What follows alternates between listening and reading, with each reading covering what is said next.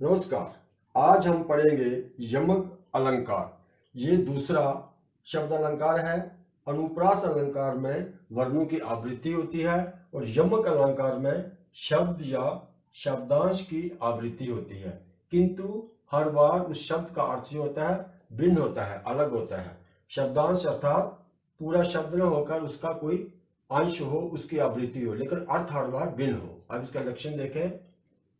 जब किसी रचना में कोई शब्द दो या दो से अधिक बार आए किंतु हर बार उसका अर्थ अलग अलग हो, वहां पर यमक अलंकार होता है, जिसकी सामान्य परिभाषा है।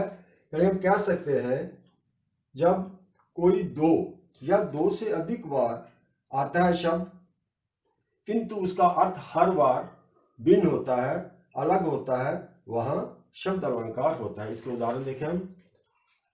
पहला उदाहरण है, तो पर बारों उर्वशी सुन राधि के सुजान, तू मोहन के उर्वशी है उर्वशी समान। यहां देखें पंक्तियों में उर्वशी जो शब्द है ये 3 बार आया है, किंतु हर बार इसका जो अर्थ है वो भिन्न है। कोई सखी राधा से कहती है, तो पे वारों उर्वशी, मैं तुम पर वारती हूँ, न्यौछावर करती हूँ उर्वशी। उर्वशी एक अप्सरा का नाम है। सुन राधि के सुजान, तू मोहन के उर्वशी, तू मोहन के उर अर्थात हृदय, तू मोहन के हृदय में बसी है उर्वशी समान, उर्वशी की तरह। उर्वशी अर्थात एक जो गले में पहनने वाला एक आभूषण होता है, उसको कहते हैं। इसका अर्थ ये हुआ कि यहाँ 3 शब्द है, 3 बार उर्वशी शब्द आया है, इसका जो अर्थ है हर बार भिन्न है, इसलिए यहाँ पर यमक अलंकार है। अब दूसरा उदाहरण देखते हैं।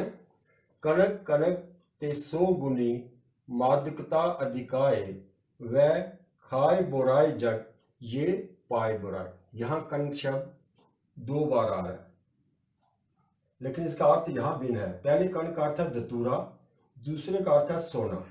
तो धतूरे से सोने में 100 गुना अधिक क्या है? मादकता। मादकता यानी अर्थात नशा है।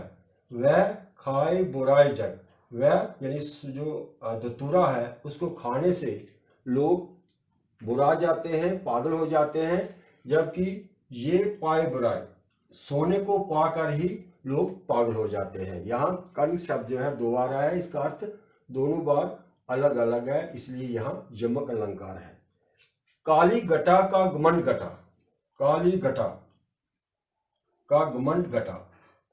घटा शब्द का यहाँ अर्थ है काली बदली या काले बादल का। घमंड घटा का वो है, घटा का अर्थ है कम होना। इसका अर्थ यह है कि ये घटा शब्द 2 बार आया है, इसका दोनों बार जो अर्थ है वो अलग है। यहां भी यमक अलंकार है। चौथा उदाहरण देखते हैं। बस न हमारो करहु बस, बस अब राखू लाज, बसन देहु ब्रज में हमें, बसन देहु ब्रजराज। जहां जो बस शब्द है इसकी 1 से अधिक बार आवृत्ति हुई है और बसन शब्द की भी 2 बार आवृत्ति हुई है, लेकिन इनका अर्थ हर बार भिन्न है। यहां गोपियां श्री कृष्ण जी से कहती है, बस ना हमारो करहु बस, अब हमारे वश में कुछ नहीं है, अर्थात हम विवश हैं। करहु बस, अब बस कर दो, हमें तंग करना छोड़ दो। बस अब राखू लाज, बस अब हमारी लाज रख लो। बसन देहु ब्रज में हमें, हमें ब्रज में बसने दो, रहने दो। बसन देहु ब्रजराज, बसन देहु हे ब्रजराज, हमारे वस्त्र जो कपड़े हैं हमें दे दो। इस वसन का अर्थ है रहने दो यहाँ पर, और इस वसन का अर्थ है वस्त्र कपड़े। इसी तरह वस का भी अर्थ हर जगह अलग अलग है, इसलिए यहाँ भी क्या है? यमक अलंकार है। ये इसकी पहचान करनी इस तरह से हमें देखना है। अब एक और उदाहरण देख लेते हैं। जेते तुम तारे, तेते नव में न तारे, जेते तुम तारे, तेते नव में न तारे। ये तारे शब्द 2 बार आया है यहाँ, लेकिन इसका जो अर्थ है दोनों बार भिन्न है। जेते तुम तारे, कोई कवि गंगा की स्तुति करते हुए कहता है कि तुमने जितने लोग तारे हैं उनको पार लगाया है, उनका तारण किया है।